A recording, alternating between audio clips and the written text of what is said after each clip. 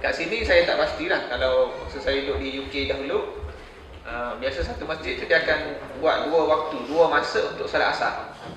Satu waktu untuk mazhab Syafi'i, satu lagi waktu untuk mazhab Hanafi. Sebab waktu asar ni berbeza, masuk waktu dia di antara mazhab Syafi'i dengan mazhab Hanafi. Sama juga kalau kita salat subuh di masjid Hanafi, masjid yang bermazhab Hanafi, biasanya salat subuh berjamaah di masjid Hanafi ni dia akan lewat. Sekira-kira dia baca 2 rakaat tu, baca ayat Quran, baca Fatihah, baca surah. Habis je salat subuh, sekira-kira nampak tanah. Kita biasa kalau di kampung, azan subuh dalam 15 minit, 20 minit salat subuh kan. Balik rumah boleh tidur pula. Dia ni terus nampak tanah. Apa hikmah dia? Terus nampak tanah, orang pergi kerja kan. Takkan nampak tanah nak balik tidur lagi kan? Itu antara hikmah dia. Jadi jangan pelik lah. Macam kat rumah saya dekat nombor 4 tu Masjid Hanafi, habis semayang, kalau time subuh pukul 6 begitu, pukul 6, 6.50 baru dia semayang. Pukul 7 suku, 7.10 tu dah habis waktu subuh. Satu lagi maknanya orang yang bangun lambat pun boleh pergi solat subuh berjamaah. Maknanya tak ada alasan lah untuk tidak solat subuh berjamaah. Kemudian bacaan rukun qauli yang berbeza pada surah Al-Fatihah. Ada yang baca basmalah, Bismillahirrahmanirrahim, perlahan, dan ada yang baca kuat. Begitu juga qunut, tasbih ketika rukuk dan sujud, tahiyat dan lain-lain. Biasa juga kalau kita aware ataupun kita pernah dengar bacaan doa al-iftitah. Doa al-iftitah, doa semasa pembukaan solat kan. Biasa kita baca doa mana? Allahu akbaru kabira, alhamdulillahi katsira, sampai akhir kan. Ada juga riwayat ataupun bacaan yang lebih pendek. Sebagai contoh, yang biasa dibaca oleh pengikut mazhab Hanafi, dia baca versi yang pendek. Subhanakallahumma wa bihamdik wa tabarakasmuk wa ta'ala jadduk wa la ilaha ghairuk. Kan? Pernah dengar? Pernah kan? Jadi sebab tu kalau time bulan Ramadan kita sembahyang tarawih, yang tak sempat baca Fatihah tu sebab kita dah baca doa iftitah yang panjang. Ambil Allahu akbar kabira sampai habis tu berapa minit. Baca pula dengan tartilnya, dengan tarannumnya, qasidah lagi dah. Jadi imam dah habis waladhdallin, kita baru habis baca doa iftitah. Sebacalah doa iftitah yang pendek tadi. Subhanakallahumma wa bihamdik wa tabarakasmuka wa ta'ala jadduk wa la ilaha ghairuk. Boleh. Kadang-kadang kita baca Allahu akbar kabira. Kenapa mati Allahu akbar kabira? Kenapa mati kan? Sepatutnya Allahu akbaru kabira, walhamdulillahi katsira, subhanallahi bukratan wa asila. Itu dah mati Allahu akbar kabira. Kecuali kita wakaf kat situ Allahu akbar, bolehlah kabira. Tadi wajib dibaca dengan tajwid sekali. Tak, dia bukan rukun qauli.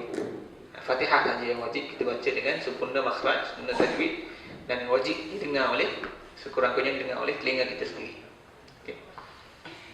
Jadi bacaan-bacaan itu berbeza. Kadang-kadang kita dengar orang baca qunut pun version yang berbeza. Jadi kita orang mengaji ni kita jangan pelik lah. Okay. Kecuali baca tu panggil nama ayah P, tak panggil nama Abu Ya, tu memang sesat lah. Kemudian pakaian atau batas aurat ketika solat yang berbeza-beza. Biasa orang lelaki tak obvious sangat ya. Tak adalah kita pergi masjid orang tengok masa solat Jumaat pakai seluar Hawaii je, tak pakai baju, tak ada kan. Perempuan biasa yang jenis tak tutup kaki, tak pakai stocking, kadang-kadang pakai skirt je, tutup sampai ke betis. Kalau kita tengok yang golongan liberal di US, yang jadi imam, yang geng Aminah Wadud, jadi imam solat Jumaat ni perempuan. Dah relax lah pakai tudung. Pakai tudung pun bukan sempurna pakai tudung macam tu. Tai tudung selendang macam tu je. Dah pakai tangan baju tangan pendek. Saya tengok dalam satu rencana tu, pakai perempuan kata baju kelawar tu. Pergi solat Jumaat pakai baju kelawar. Relax. Kira jubah lah tu. Dah. Jadi kadang-kadang itulah orang dah menjadikan agama ni ikut kepala otak dia. Bukan berdasarkan kepada sunnah dan juga hadis Nabi SAW. Betul, agama ni bila kita gunakan dengan otak kita, dia akan jadi mudah. Dia akan jadi mudah, terlalu amat mudah. Kita mempermudah-mudahkan urusan agama, khususnya urusan amal ibadat kita. Kalau kita fikir sebagai contoh, kenapa kalau kita kentut, keluar angin daripada tubuh kita, kita pergi ambil wudu, kenapa tak pergi basuh bahagian tubuh kita? Secara logiknya, sepatutnya pergi basuh bahagian tempat keluar angin lah. Kan? Tapi tak, kita pergi ambil wudu, basuh tangan, basuh muka, basuh tangan, basuh kepala dengan basuh kaki kan. Tak basuh pun kita punya tubuh tempat keluar angin. Sebab tu agama ni kita tak boleh pakai logik. Ibadah ni dia panggil istilah dia al-ittiba'. Dalam soalan ibadah kita kena ikut apa sahaja 100% apa yang Nabi ajar kepada kita. Kalau pakai otak dia jadi macam tadi lah, yang golongan feminism, golongan liberal yang bawa fahaman solat ini dalam Quran tak ada perincian secara detail. Betul tak? Kalau kita baca Quran ada solat perincian secara detail, tak ada.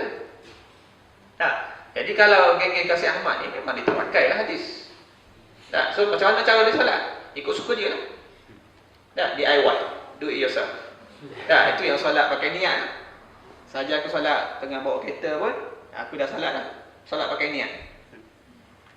Di alam Melayu pun popular lah. Tidak kurang dia punya pengaruh atau kesan dia. Yang Ayah Pin, Hasan Anak Rimau. Ajaran sesat ni beratus-ratus.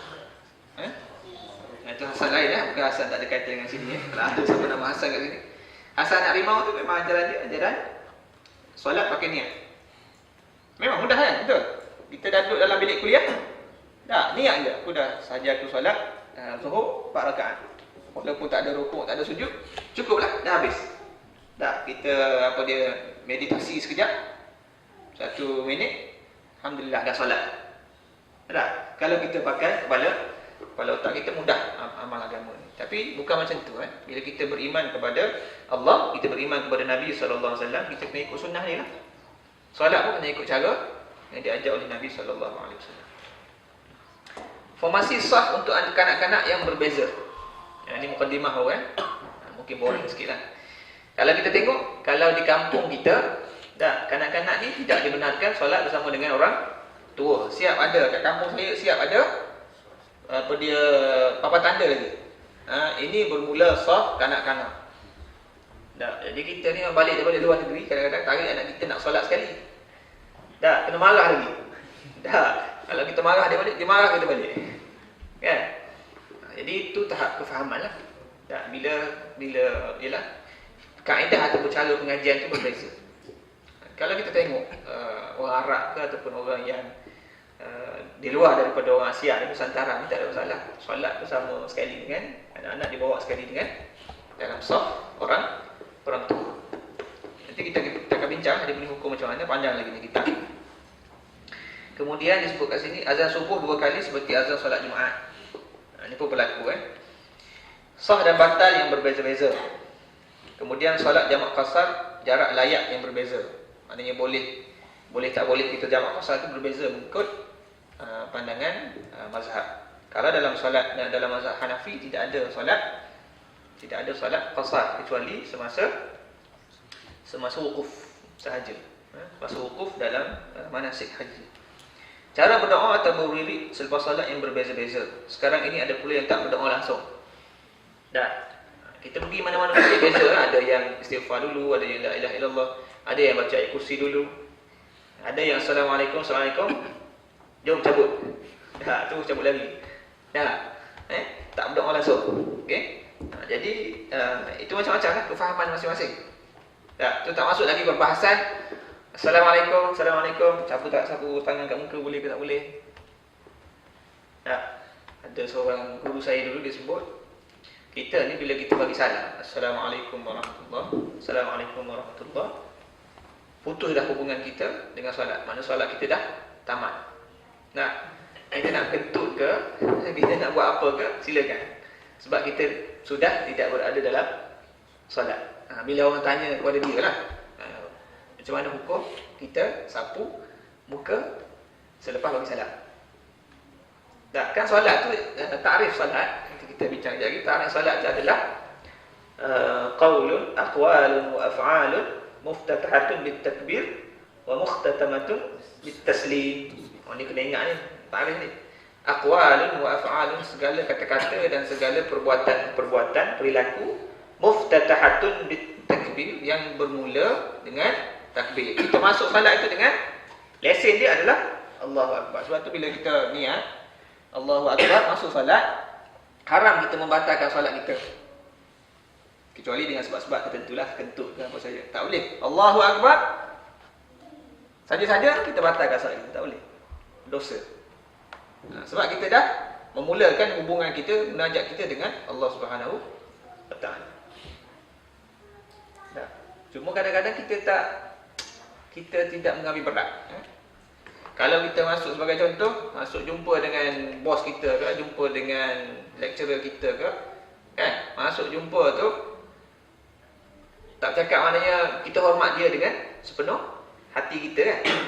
Bila kita masuk solat Allahu Akbar, sebenarnya hijab kita antara kita, orang yang nak solat tu dengan Tuhan, dengan Allah Ta'ala, sudah diangkat. Masa itulah kita berdialog, bermunajat dengan Tuhan kita. Mintalah apa saja. Rasulullah sebut satu hadis, aqrabu ma yakunul 'abdu min rabbih wa huwa sajid. Masa yang paling rapat, masa yang paling hampir, the closest point seorang hamba dengan Tuhannya adalah semasa dia sujud dalam solat. Wa huwa sajid. Sebab masa itulah kita, kedudukan kita paling hina di hadapan Tuhan yang paling mulia. Faham? Tapi itulah kadang-kadang kita Allahu Akbar, kita sebut Allah Maha Besar, tapi nota kita lagi besar, kuliah kita lagi besar, kan? Lecture kita, tutorial kita lagi besar. Tidak menghayati itu susah. Allah Maha Besar. Biarlah bila kita Allahu Akbar, tak ada benda lain yang besar melainkan hanya Allah Subhanahu Wa Taala. Kita hanya akan dapat bila kita faham perilaku solat kita. Kita faham bacaan-bacaan dalam solat kita. Kemudian cara berwuduk yang berbeza-beza. Ini dia punya remark dia. Sebenarnya semua perkara yang berbeza-beza ini adalah perkara furu'. Furu'. Maksud furu' ni cabang. Yang merupakan cabang kecil atau ranting dalam ajaran salat. Itu perkara furu'. Kita kena belajar, ada dua istilah. Satu usul, aslun atau usul, maksudnya prinsipal, benda yang asas.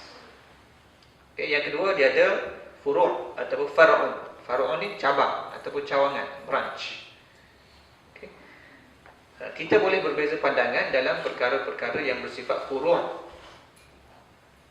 Sebagai contoh, lagi-lagi kalau furu' fiqh ataupun furu' al-ibadah, tak ada masalah. Tapi kalau usul, tak boleh. Biasanya ulama-ulama mujtahid dia tak akan berbeza di sudut usul.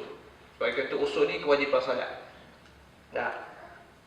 Sah solat, syarat sah solat sebagai contoh, Islam. Tak berbeza di sudut usul itu. Mana tak ada ulama yang mengatakan orang yang tak Islam, orang yang kafir atau non-Muslim, sah solat dia, tak ada. Tapi perkara furu' ini banyak berlaku perbezaan pandangan. Jadi kadang-kadang kita yang tak mengaji ni, kita nampak benda tu besar. Tapi orang-orang yang mengaji, orang yang belajar secara tersusun, dia tahu ini perkara furu'. Kenapa kita nak bertumbuk?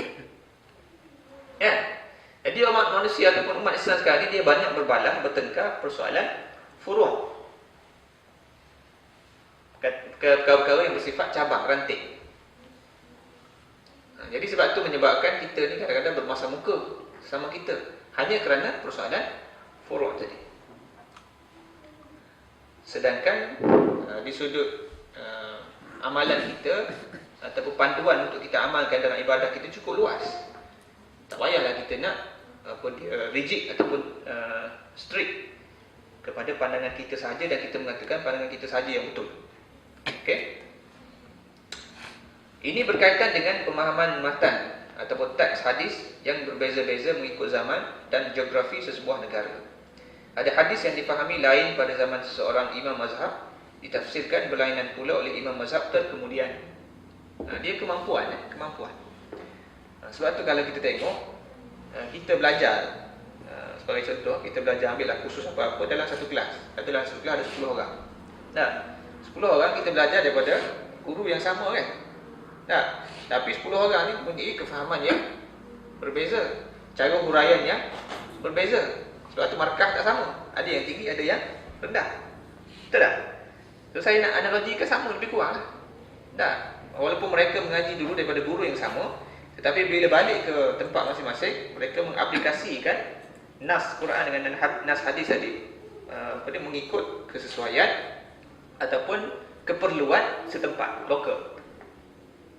Macam kita lah, saya selalu bagi contoh, kalau kita solat dalam mazhab Syafi'i, soft kita biasanya agak renggang, soft kita agak selesa sebab kita nak buka kita punya sayap. Itu disunatkan, kalau dalam mazhab Syafi'i disunatkan bila kita sujud, sunat kita buka. Sunat tu kita buka tu sunat. Tapi kalau kita solat di masjid yang mazhab Hanafi, susunan solat dia rapat. Saya pernah solat di satu tempat markas jemaah tabligh di Lahore. Susunan solat dia, soft dia cukup rapat sampai kita nak duduk macam ni, Kaki tu memang tak boleh buka sikit. Kan? Jadi bila nak sujud, takkan kita nak ambil pandangan mazhab Syafi'i, nak buka macam tu. Kenalah telinga dia kan. Silap-silap putus telinga dia. Buka. Jadi kita ambillah pandangan mazhab Hanafi yang mengatakan cukup sekadar kita macam biasa tutup macam tu. Tak perlu kita buka. Jadi kalau kita tidak melihat keperluan setempat dan tengok pandangan mazhab atau imam mazhab yang lain, kita akan berpegang kepada pandangan kita sahaja. Dan kita akan berbuat sesuatu benda khususnya dalam solat, perilaku yang bukan menghadirkan khusyuk, tapi menyusahkan orang lain. Menyusahkan orang lain. Sebagaimana isu usalli lah. Usalli fardhu zuhri, usalli fardhu al-isya'i. Usalli ni sebenarnya bukan sebahagian daripada niat. Bukan sebahagian daripada niat. Niat itu di mana? Kita belajar di masa SPM. An-niyyatu mahalluha al-qalb. Niat itu tempat dia di hati, bukan di lidah, bukan di mulut. An-niyyatu mahalluha al-qalb.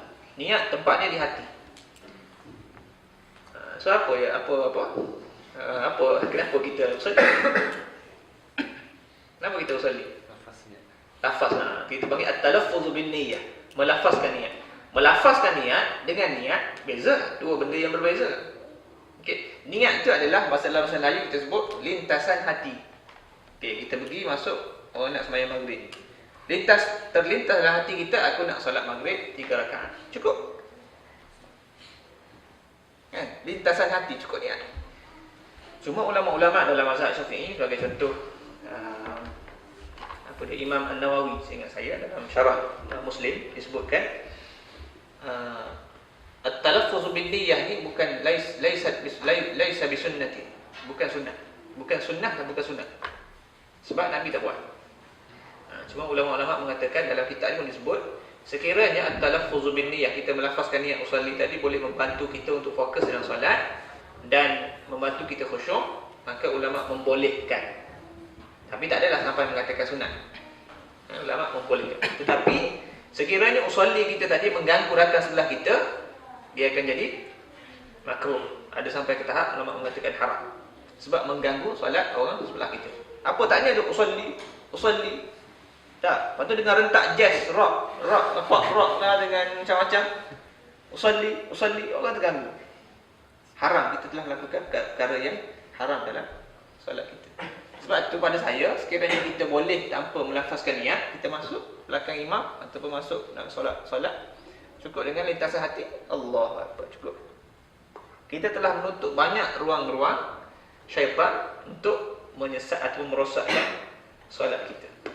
Tapi kalau kita rasa usalli itu boleh membantu kita, tak ada masalah. Ada ulama yang membolehkan.